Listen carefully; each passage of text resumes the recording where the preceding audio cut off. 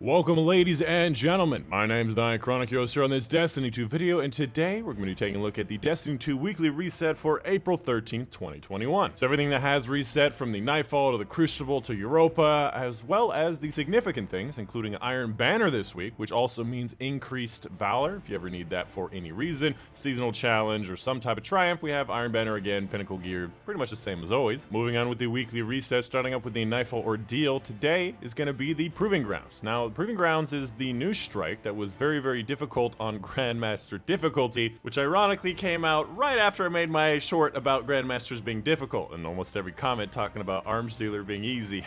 You ain't laughing now, are you? When it comes to 100k on this particular strike, I know that Legend is possible. I believe I just barely got it on Legend. It's one of those missions there's really not a lot of enemies, and well, for the Grandmasters, I would just not do it. And we are not yet in the part of the season where you can select particular Grandmaster Nightfall. The heroic modifier for the week is going to be Void Singe. Moving on to the Crucible side, the rotating playlist this week is going to be Mayhem. So if you ever wanted to get any heavy kills or subclass kills or just wanted to have a lot of fun, Mayhem is definitely a place to do it. And then obviously we have Iron Banner, the last Iron Banner of the season. 6v6 control, level advantages enabled, shared heavy ammo, pretty much the same as always. Real quick, I just wanted to go through his available bounties. Firstly, I just wanted to mention again the quest that is available for him, which I already picked up on this character, will give you a bunch of extra bonuses. If you're doing Iron Banner, make sure you pick it up. It's a seasonal thing as well, so you might already have it. As for the different bounties, there's always 4 of 7 different possible choices. The first one is going to be defeating opponents while assisted by your teammate. Second one is going to be defeating opponents with zone advantage. Third one is going to be the ability kills with a bonus on super. This is usually the one that takes the longest. And final blows and more against people of a higher power. I don't know why this is here. It's like taunting us, like we have an engram, but we don't have an engram. And then I have to do this and be like, well, I have an engram. And they're like, congratulations. You don't have an engram. Into the fire, Guardian. Ooh, this guy's on fire. Watch him as he goes. He did it. Moving on to the Europa stuff. First up, we have the Empire Hunt, which is going to be the Dark Priestess. For the simulation this week, it will be Survival. This is going to be the one where there's that cold effect and you just have to run and jump through the things. In case you were wondering, the exotic for Legend right now is legs and the Master is head. Unfortunately, you're looking for the headpiece. The attrition.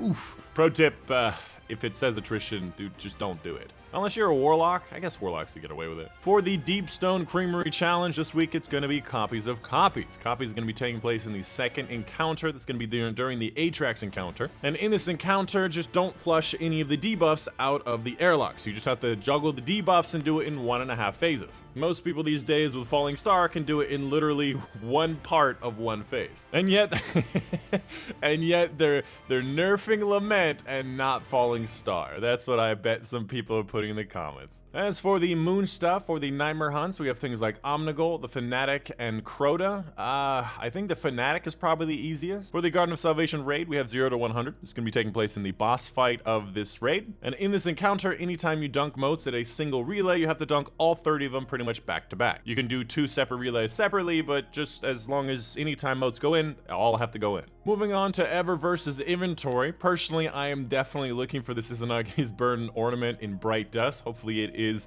here this week. For the Bright Dust purchases, first of all, we have Let's Chat. This is a reference to Captain America when he does that "so you're in detention" thing. I remember this because it came out in Black Armory when that movie was coming out. You also have the Chain Yanker, which I don't know what this is from, actually, I gotta be honest with you. You have the Fire Victorious Shell.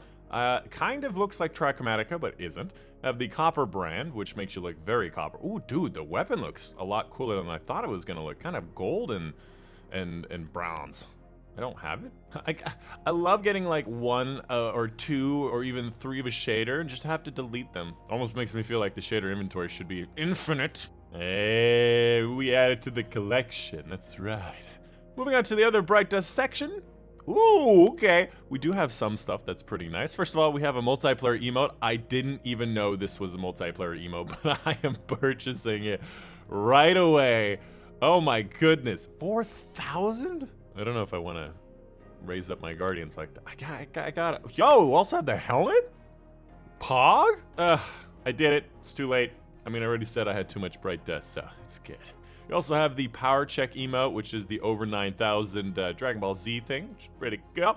Got an Sparrow, which pretty standard looking sparrow, to be honest with you, but very, whatever the Titan Arcadia, I don't remember. We have the headpiece. We have the headpiece for whatever class you're on.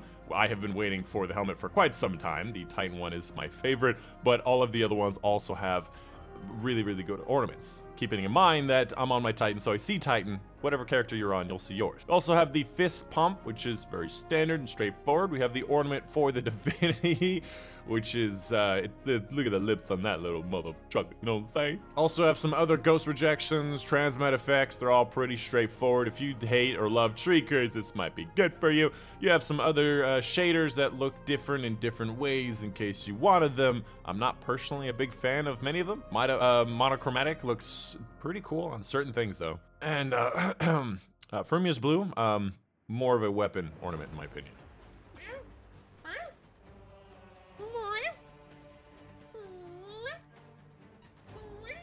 Cat distracted me. I've fallen. I've fallen and I can't get up. Hey man, when you're talking to yourself into a microphone, you gotta find ways to make you laugh because no one else is gonna make you laugh. As for Hawthorne's inventory, her weekly raid challenge this week is gonna be Summoning Ritual. I believe this is the first encounter of the Last Wish raid. It's gonna be during the Kali encounter, where you have to activate all 9 plates instead of just the correct 6 plates. As for the different seasonal challenges for week 10, wow, I did not get any here on week number 9. But anyways, for week 10, we have a bunch of new bounties. This one is automatically unlocked because I already have 15 of these prismatic Recaster lenses. We also had rude. We also have defeating elite or boss cabal in the Proving Ground strike. Probably why they brought back Proving Grounds so quickly is because some of these things actually depended on Proving Grounds. This one for using rocket or grenades to defeat combatants anywhere in the system, and bonuses for rapidly defeating them and for cabal. Defeating guardians with elemental takedown. Oh no.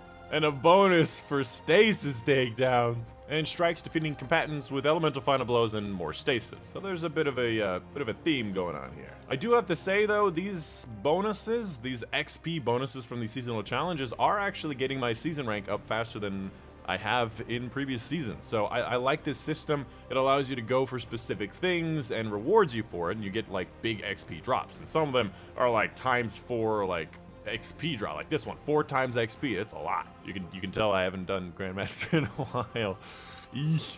Definitely not doing it this week. And finally, for the Recaster mods, first of all, we have Elemental Ordnance. Use a grenade and it will spawn an Elemental Well. It usually does. It doesn't seem to be consistent though. And we have the other one, which is the Bridge to Charge with Light. You can get 2 stacks of Charge with Light if it's the same element of your subclass, and both of these are going to be really important, or at least the Charge with Light, because it allows you to bridge the gap to Charge with Light if you want to generate it that way. Which, if you don't remember, Elemental Wells just innately give you an ability regeneration bonus on top of being able to be sent over to Charge with Light. So there's a lot of great stuff to be done with Elemental Wells. And of course, as always, if you haven't seen it already, I live stream at twitch.tv/Dychronic, link in the description down below, which you can see right after these videos, as well as all the times on screen right now. Oftentimes doing open lobbies for raids, like this week we'll be doing some Presage, some Pinnacles, maybe even some Master Nightfalls, I don't know. Oh, you know what? I actually still have to do my solo Flawless Presage, so we might end up doing that today. I don't know. And as always, I want to thank my patrons on Patreon for helping make these videos possible. Specifically, I want to thank Medi Voodoo, Mom Dad, Charles Williams, Joe Smith, Money, Natalie Hopkins, Steve Bachmanus, Justin Herrera, Raymond Schumann, Uta Panther, Cole Sherman, Casey Reagan for their support, and I want to thank you guys for making it all the way to the end of the video. My name is Dychronic, and I'll see you guys on the next one.